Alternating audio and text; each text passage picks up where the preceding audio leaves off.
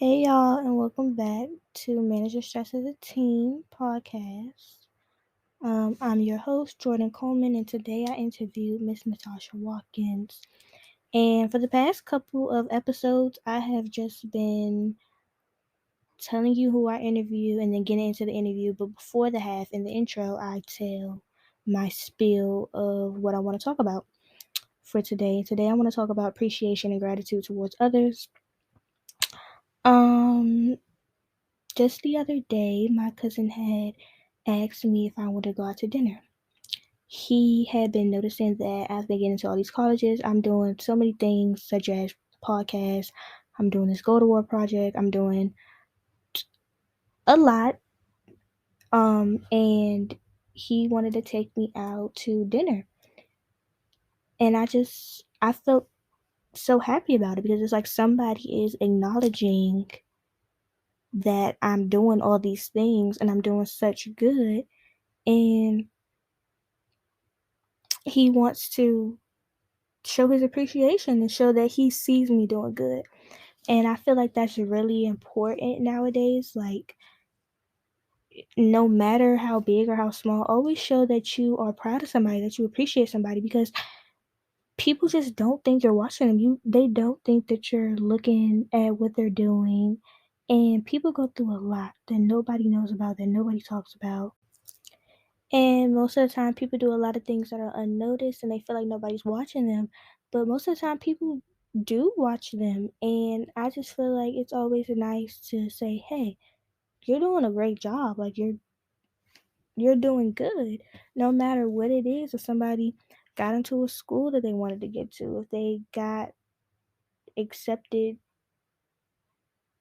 to a new job, if they got on, I don't know, the basketball team, football team, tennis team, anything, just appreciate what they're doing and kind of show that you notice that they're doing these great things. Just the other day, my friend had wrote me a note saying how much he appreciated me for checking up on him because he was going through some things at home, and he was just so appreciative of me checking up on him that he felt the need to write me a note to show his appreciation. And I felt that that was just the greatest thing ever. Like, I loved the note. It was very heartfelt. And just for me checking up on him, he felt the need to appreciate me for that. And he didn't have to do that. He didn't have to do anything at all, but it just makes you feel good as a person when people notice that you're doing good and you're doing what's the best. Um, I work in the fast food industry. And a lot of the times people come through and they take our service for granted because, everybody in the fast food industry, they're doing a service to others. They're servicing others. And a lot of people take that for granted and they be rude or nasty in a way. And it's like, well, dang. And a lot of people come through and just talk to the workers however they want to, not knowing how their day is, not knowing, but because you're the customer, we're supposed to be nice to you. And I don't think that's how it works. I know for a fact that's not how it works because we're both humans. It's just that I'm servicing you and trying to help you out. And you're being rude to me, trying to help you out? No. I think that's not okay. And I've never been one to say that the customer is right and try to go on because if you're wrong, then you're wrong. And you're not going to talk to me any certain type of way because you're having a bad day or somebody else made you mad or whatever the case may be, because you literally don't know what we go through um when we're at work. A lot of people say leave what you have going on at home or at the work door, blah blah blah. But if I walk through that door and if something has been affecting me the whole day, it's gonna kind of show. I'm not gonna be rude or nasty and go off on anybody or be rude to people because I had a bad day, but my energy is not going to be where it's at if I was having a good day. It's just not because I'm having a bad day. And people take their negative bad day energy and then put it on workers, or just not even workers, other people in general, they take their bad day energy and put it on other people like they were the one that gave them the bad day. And then they want people to be nice and good to them because just how I don't know how the type of day you was having, you don't know the type of day I was having. And I just say all that to say be kind to people, show gratitude towards people, appreciate people, show respect, and give credit when it's due. So thank you for listening to my little spiel. I hope you enjoy this episode, and I will see you all in the next one. Bye. Would you like to tell us about yourself and how you got into helping people with their mental health and wellness? I would. I think this was not a linear path for me. I went to college and thought I'm from New York. I started thinking, of course, when you think of coming from New York, you're thinking Wall Street, and I needed to be in finance and something on, that related to Wall Street. So I was a business major, finance major, and did that, got an MBA, and was very satisfied with that. Um, but there was always a calling for me to get more on a personal level with people. But I didn't know that that would lead me to where I am today until, long story short, a girlfriend of mine said, "What would you do if you had to do it all over again?"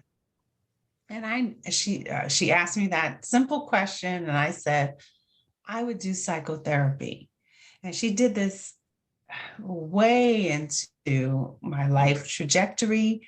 I'd already graduated from college, got a BBA in finance, got an MBA. And she said this to me way into my career. And I said, "Oh, I would have done psychotherapy."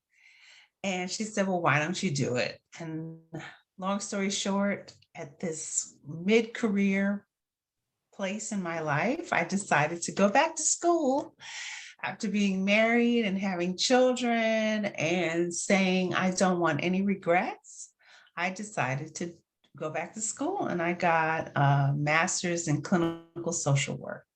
And it was the best thing that I could have done at that point in my life, because I really felt like I could bring my whole self, my whole emotional intelligence to helping others in this place and capacity.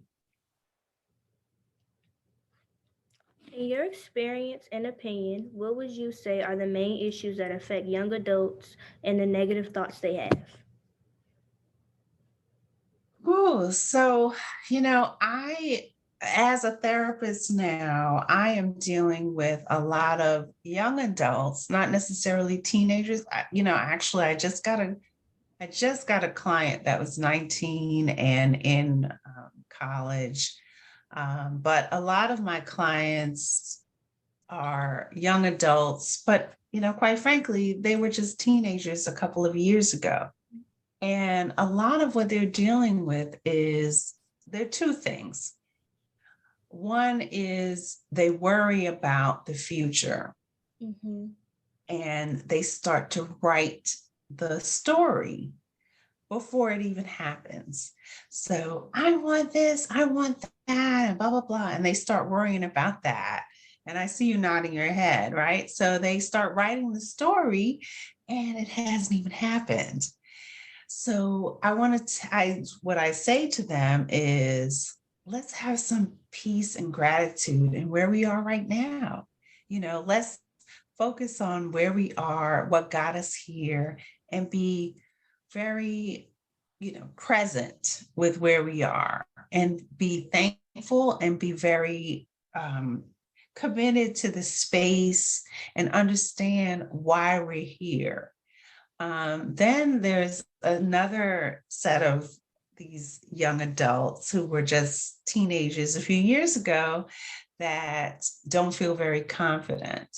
Mm-hmm. And even though they've accomplished so much to get where they are very insecure and maybe not have had a lot poured into them.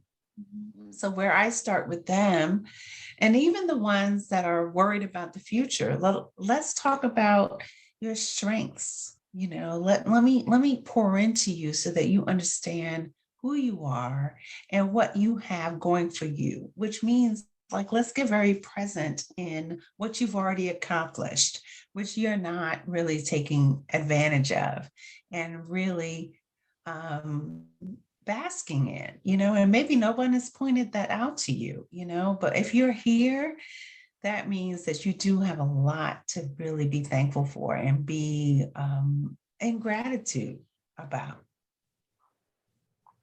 Yeah, my anxiety, it makes me like extremely worried about the future and stuff. Cause especially Mhm. when I'm about to go to college now, I'm thinking, okay, if I don't get into this school, then I can't do this. And if I get in this school, then this school offers this and this school offers this. So how am I supposed to navigate all of it? And I'm just like, okay, slow down. Yeah. Take it step by Yeah. step. So Hmm. Yeah, and I think we get in the moment, and what you're saying is what I'm seeing. So we don't want to write the story before it happens, and that's what anxiety is. We start having our thoughts get ahead of us, and we start planning for expectations that no one is committed to meet, and that's what disappointment is, right? So if we have expectations that aren't met, then we get disappointed, but nobody committed to those expectations. So let's just focus on the here and now. And we're talking about a lot of things that we have to be grateful for right now, right? Like we have a lot to be thankful for and be encouraged by, and we need to build on that. And I think what I've found from people is they're not my clients who are just a few years out of being teenagers, and they're not building on what they've already achieved. So we need to not lose sight of what we've achieved. if I, as a teen in high school, am experiencing depression or anxiety, what advice would you give me to help start the process of becoming more aware of my mental health?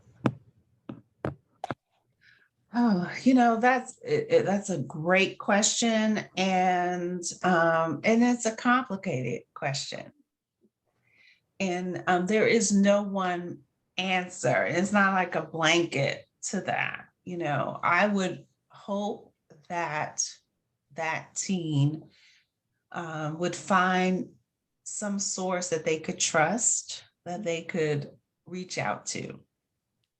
Um, if it's not a family member or someone in the school system, because I think at that age you're already feeling like if they're at that point where they're feeling depressed, they feel that no one is listening or can hear them, because that's what depression is. Like, I don't feel like anyone understands me and can really relate to me. So I would hope and pray that that teen feels like there's someone, whether it's in the school or a family. I'm in DC, and I know that there's a crisis line of DC government resources that can help them at that point. But I know that everyone doesn't have that resource, that can say, trust me.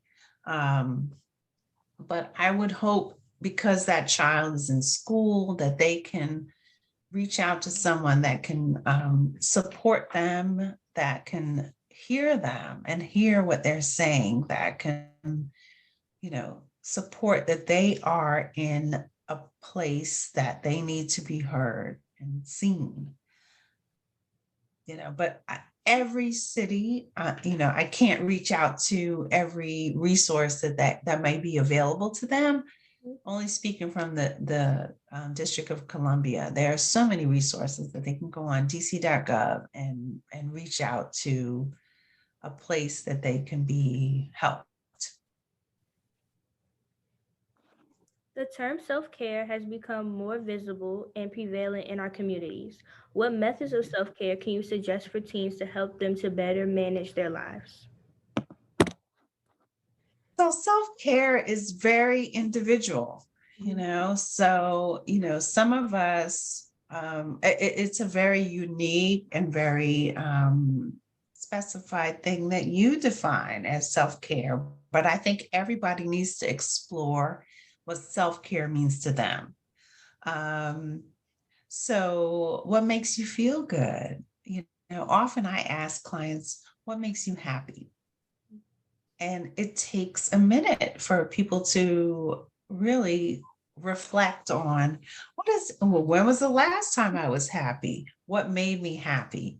It could be your aunt taking you to the spa, or your aunt taking you to dinner at like Del Frisco's, or whatever that looks like, whatever fancy restaurant, or it could just be you taking a long bath with uninterrupted without anybody around you. But we're talking from places that people have access, to making that happen. I would encourage those who don't know what happiness means, right? Because some of us can say, oh, what makes me happy? And they have to dig really deep. So I want them to explore what would make them happy. So I want us to all understand, like, whether you've experienced it yesterday, a few years ago, or what would it take? Because we can't take for granted that everyone knows what this looks like. So we have to really dream, and we have to dream big on what this looks like. But I want us to all go back to when we are at the point where we are trying to identify self-care and what it means for us to feel good. Let's go back to that last time, that we felt good about ourselves and know what happiness is. Self-care, self-compassion, pouring into ourselves, because sometimes it takes us to create what it looks like for us and doing the things that we want in our lives to make us feel good. Yeah, I was talking to my friend. I asked like kind of like a similar question. I was like, when was the last time that you felt like you were relieved of stress? And she was like, Mm-hmm. probably on my 16th birthday. And I was like, there's no like recurrent, like you doesn't keep going just that one time. She was like, yeah, probably just my 16th birthday. And I was like, oh, okay. Like, is there Oh, anything yeah. that you do? And she was like, no. And I was like, oh, all right. Yeah. Right. So 16 was a milestone for her, so she felt really good on that milestone.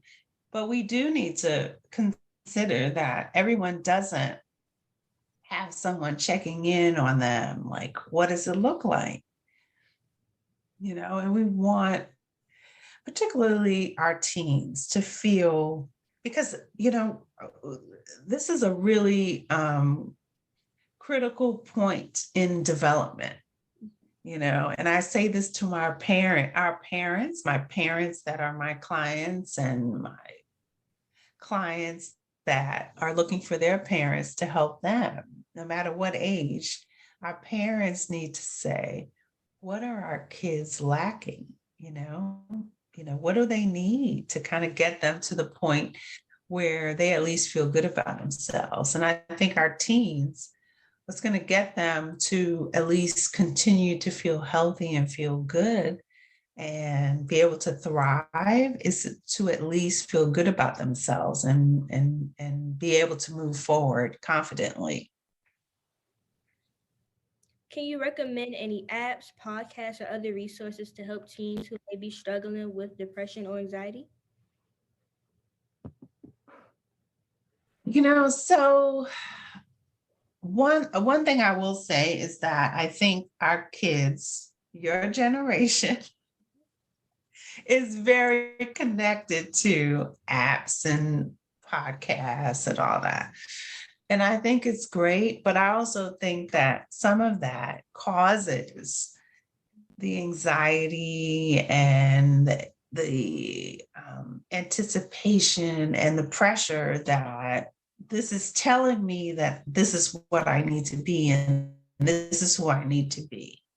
Because I could tell you about some apps that'll say, I am great, I am strong, I am, but it's not real. So I would suggest that we do some self exploration. And um, I could send you, if you know some teens that need to go through this exercise, and it's not a it's very simple. Like, let's look at our strengths, look at our values. I think what we need to do as people, and it could start as teens, like we need to know who we are, and looking at who we are starts with values. You know, what's important to you? What's meaningful to you? Is honesty meaningful to me? Is having integrity meaningful? Is being, you know, uh, confident? What are the things that I want to represent? So if you identify those things, you don't even have to tell you that every day. You can have that list and just reflect on that. Be mindful of that. Meditate on that daily. You have your own list. You don't need an app to tell you and remind you of those things. What are your strengths? You know, what are we trying to accomplish in life? You could tell yourself that. I want to start there instead of an app telling my babies, all of you are my babies. I want my babies to know you could you could be anything. You are anything. You embody it. So I need you to identify. And there's no wrong or right, because what an app is telling you is what you should be. What you could do is keep moving with it. So identify your strengths, your values, and that'll take you further than an app can tell you every day. All right, that was my last question for you. Is there anything else you would like to add?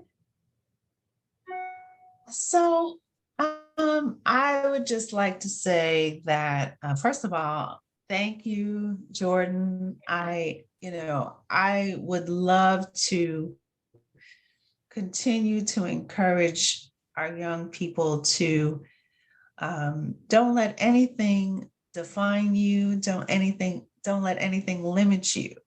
I did not come to this place where I am providing a source of strength and therapy and, encouraging others to be all that they can be yesterday, because I came from a whole different place, so don't let anything hold you back. Um, the boundaries we set up, the boundaries we set are limitless, so just remember that and just know that you can accomplish anything. And don't ever think that no is an answer to you. You can give people no as an answer because it's a boundary that you need, but don't accept that as your answer in life. And that's it. Right. Thank you so much, Natasha. You're welcome. So good to see you. And I hope this was very helpful. Any other questions you have and anything I can do for you, I will do.